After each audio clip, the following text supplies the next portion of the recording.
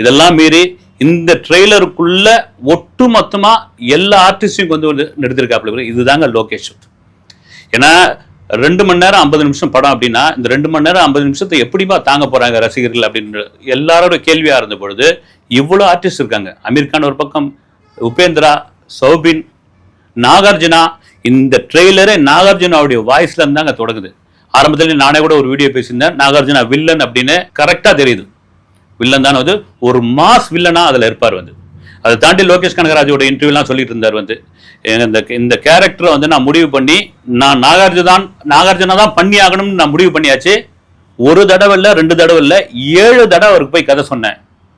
7வது முறை தான் அவர் ஒத்துக்கிட்டாரு அப்படின் பொழுது அப்போ இந்த கேரக்டர் எவ்வளவு பவர்ஃபுல்லா இருக்கும் பாருங்க.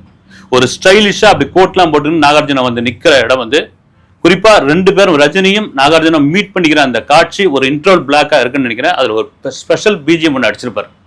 அந்த இடம் வேற மாதிரி இருக்கும். வந்து இதெல்லாம் தாண்டி இந்த கிட்டத்தட்ட இதுல வந்து அமீர் கான் யாரு, உபேந்திரா என்ன மாதிரியான பண்ண போகிறார், இதெல்லாம் டீகோட் பண்ண ஆரம்பிச்சிருவாங்க. இன்னைக்கு மேஞ்சி எடுத்துருவாங்க.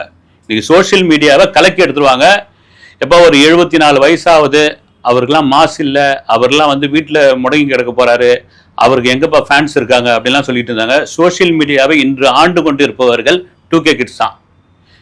அதாவது வந்து கூலி படத்தினுடைய ட்ரெய்லரை அக்கு வேற ஆணி வேற பிரிச்சு மேய்ஞ்சிக்கிட்டு இருக்காங்க. குறிப்பா அமீர் கான் யாருன்னு வந்து இப்போ கண்டுபிடிச்சிருக்காங்க. இப்போ அவருடைய கழுத்துல பாத்தீங்களா ஒரு தேல் சிம்பிள் இருக்கு, ரோலெக்ஸ் அவர் தான் அப்படின்னு. இதெல்லாம் தாண்டி அவர் ஒரு மிஷின் கன் வச்சு சுடுற இடம் வந்து தியேட்டர்ல வேற மாதிரி இருக்கும். அமீர் கானே ஒரு இன்டர்வியூல சொல்லியிருந்தாரு, படம் முழுக்க நான் இருக்கிற மாதிரியான ஒரு மேஜிக் வந்து லோகேஷ் பண்ணியிருக்காருன்னு.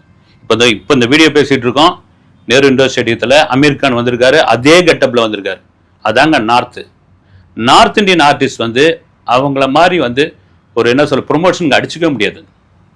இதெல்லாம் மாதிரி உபேந்திரா மிக முக்கியமா தமிழ்ல நிறைய பேருக்கு பரிட்சயம் இல்லாத இருக்கும். சத்தியம்னு ஒரு படம் பண்ணியிருக்காரு வந்து விஷால் கூட வந்து ஒரு திறமையான நடிகர் வந்து. அவரை இந்த படத்துல என்ன மாதிரி யூஸ் பண்ணியிருப்பாங்க. அவர் நிக்கிற இடத்துல ஒரு பேக் டிராப்ல ஒரு நார்த் இந்தியன் லாரிலாம் நிக்குது, அவரும் ஒரு கூலியா நின்றுகிட்டு இருக்காரு. சௌபின் சொல்லவே தேவையில்ல, அவர் ரஜினியுடைய கேங்க்ல இருக்கிறவரா எதிராளியா எதுவுமே கணிக்க முடியல. அவருக்கு அந்த சாங் ஒன்று மோனிகா சாங் வந்த போது தலைவர் எங்கேயாவது ஒரு இடத்துல வருவாரா ஃபேன்ஸ் எல்லாம் திட்டிட்டு இருந்தாங்க.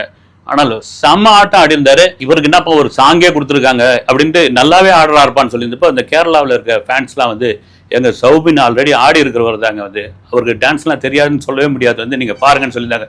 இப்போ ஒட்டு மொத்தமா இந்தியாவில் உள்ள முக்கியமான ஸ்டார் மொத்தத்தையும் கொண்டு வந்து இந்த கூலியில சேர்த்ததுனால்தான் இந்த படம் 1000 கோடின்ற ஒரு விஷயத்துக்குள்ளேயே வந்தது.